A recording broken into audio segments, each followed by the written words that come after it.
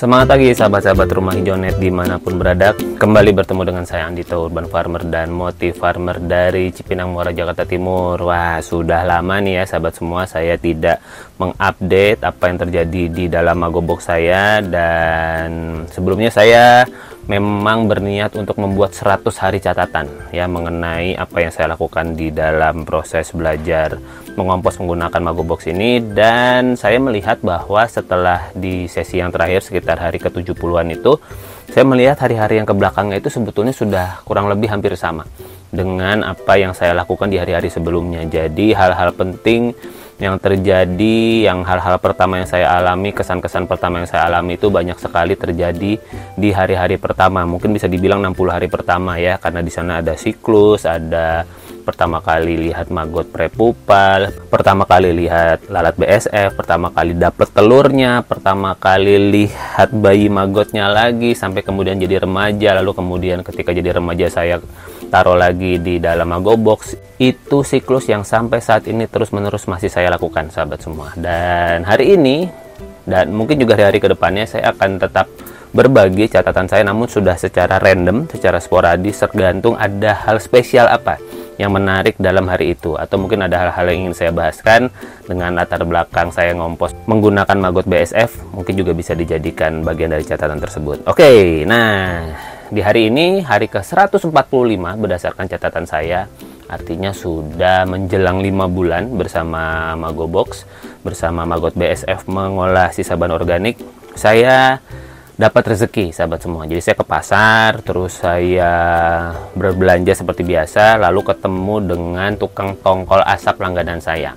Jadi tukang tongkol asap ini sebelumnya saya sudah pernah meminta bagian-bagian tongkol yang sudah pasti dibuang ya. Jadi saya minta, Mas ada nggak yang sudah pasti dibuang, yang pasti masuk ke tempat sampah yang boleh saya ambil. Jadi saya tidak mengambil sisa-sisa yang kadang bagi teman-teman di pasar itu mereka masih punya nilai jual atau masih ada yang mau memanfaatkan. Misalnya mungkin sisa-sisa kepala atau apa segala macam itu, ada yang punya kucing yang suka, atau kemudian mau dijadikan peletnya lele dan sebagainya.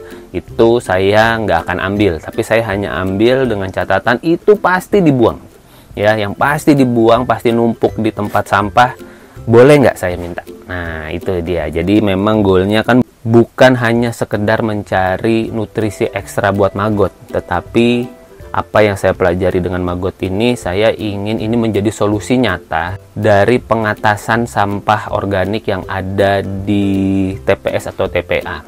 Kalau kemudian kita sudah memilah dari awal, terus ini sampah organik diapain, karena kalau didiamin pasti bau, maggot BSF adalah salah satu solusi terbaiknya. Tentu bisa dikombinasikan dengan metode composting yang lain ya sahabat semua. Namun sampai hari ini saya melihat bahwa maggot BSF ini masih menjadi salah satu metode pengompos yang super amat dahsyat ya. Sebagaimana hari ini saya dapat tuh sahabat semua, 1 kantong besar. Saya juga kaget. Jadi si mas tongkolnya bilang ada nih tulangan gitu. Begitu diangkat, wih banyak juga gitu ya. Saya angkat-angkat tuh mungkin sekitar 3-4 kilo tuh ada, isinya tulangan campur ada kepala juga segala macam, tapi lebih banyak memang duri-duri tongkolnya yang mungkin buat sebagian praktisi maggot ya itu wasting time atau buang-buang waktu, karena ya maggot nggak makan duri memang, namun kan diantara duri-durinya itu masih ada hal-hal yang masih bisa dimakan oleh maggot gitu ya. Itu yang ada di dalam kepala saya. Lalu saya bawa pulang tongkolnya, saya kemudian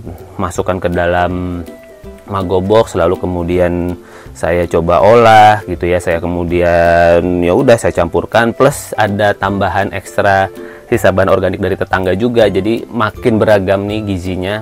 Ya sudah, saya serahkan kepada maggot BSF untuk kemudian mereka olah. Nah di hari berikutnya sahabat semua, saya coba mengecek dan luar biasa ya, memang kemudian sudah mulai terkompos. Namun mungkin nih karena volumenya cukup banyak, memang ada aroma tongkol terkomposnya yang agak keluar kemana-mana gitu ya. Jadi sempat sampai di sekitar ruang makan, anak saya sampai bertanya, nih ada bau apa nih gitu. Nah itu memang ternyata jumlah sampah yang saya terima, sisa bahan organik yang saya terima itu cukup banyak, sehingga memang membutuhkan waktu dan ada bau-bau yang sempat keluar gitu ya dari Magobox saya.